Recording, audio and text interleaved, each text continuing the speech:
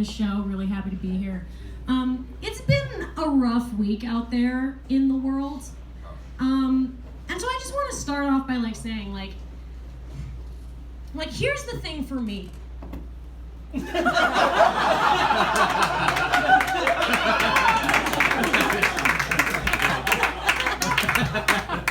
kind of week it's been, though. Right? No, I was gonna say, it's been a rough week, and here's the thing for me about Bitcoin, is I don't know what it is, but I do hope that it fails. Because the one thing I know about Bitcoin is that I cannot afford Bitcoin. Bitcoin is many thousands of dollars per coin. To have one coin, it's thousands of dollars. And I'm what is this post-millennial hellscape I'm living in where even the money is too expensive for me to have? I get it, okay? I'm a millennial. I'll never have a house. I've made peace with that. But now I can't even afford to have money? Bitcoin? You fucking serious? I'm dumber than people give me credit for. People look at me and they think I'm smart because of my haircut. And I get it. It's a smart cut. It's a smart fucking cut. People say millennials are killing baseball. And I saw a baseball game the other week, and all I have to say is baseball, if you want me, you're gonna have to pick up the pace. You're gonna have to pick it the fuck up. I need to see some hustle out there, guys. Just a little bit. The baseball game I saw was just 4.5 hours of 11 dudes standing spaced out on the field just touching their balls. That was it, especially in the outfield. That's just 4 guys touching their balls every 30 to 40 seconds. That's really, is it still there? Yeah. Still there. Okay.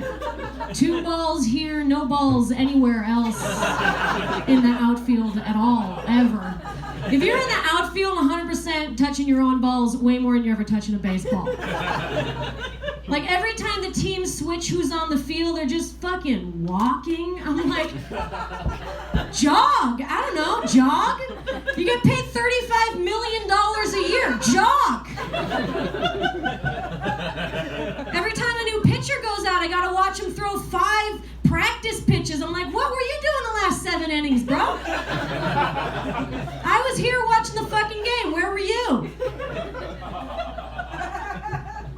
So fuck baseball. Tangent, but quickly. People who wear Hard Rock Cafe t-shirts from cities in other countries, all that tells me about you is that once, while you were traveling, you went out of your way not to have a cultural experience. You clap for that. I read it loud and clear. It just tells me that you spent thousands of dollars to fly to Beijing and then ordered a meal you could have gotten on Uber Eats. You're just missing some shit. You know the phrase, if you don't have anything nice to say, don't say anything at all? Yeah. What if it's hilarious? You know? Sure, it might ruin one person's life, but it'll make 5 other people's day. Maybe 6 or 7 other people, whoever's in earshot, you know? What's more important, feelings or the funny bone? I choose the funny bone. I'm off the Taylor Swift bandwagon. It took too long. I'll say it took too long. But I finally hopped off when I learned that she's a horse girl. And I hate horse girls.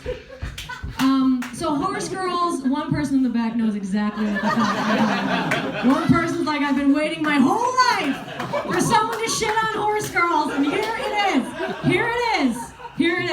Horse girls are girls that were raised in families that were so rich they just had horses. They just grew up with a pet horse.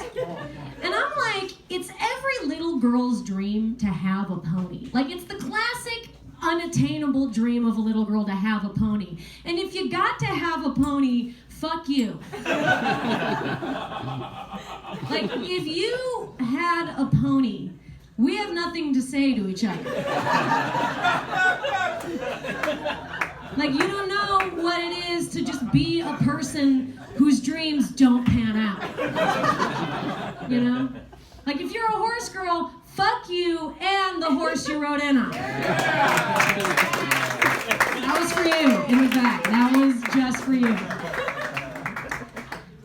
I hate it when, like, don't you hate it when you unsubscribe from an email list and then they send you an email telling you that you're unsubscribed? Every time that happens, I'm like, what did I just say? What did I just fucking say? Like, do they think they're gonna send me that last email and I'll see it and go, you know, I missed that. I know it's only been 5 seconds, but damn it, resubscribe. You got me. You got me. Now's the time in my set I'm going to talk about Trump for a little bit, but not a lot, just a little bit. Like, living in the Trump regime is like, yes. It's like, it's in a weird counterintuitive way, it's never made me more grateful to live in 2018 because Trump wants to bring us back to 1918. And as shitty as it is now, it was way shittier back then, like way shittier. And it makes me grateful for just the shit we have now that people didn't have then. Like, for instance, rock and roll music was invented in the 1950s, okay? Which means that in the 40s, if you wanted to be a rebellious kid, you had to listen to jazz. Like, just imagine, who's praying for those kids in the 40s? Imagine you're like a hormonal teen, you're angry, you run upstairs, slam the door, turn up the clarinet. You know, you can't even headbang, you're just snapping along on the wrong beat because it's jazz and you don't know what the fuck is going on. You know?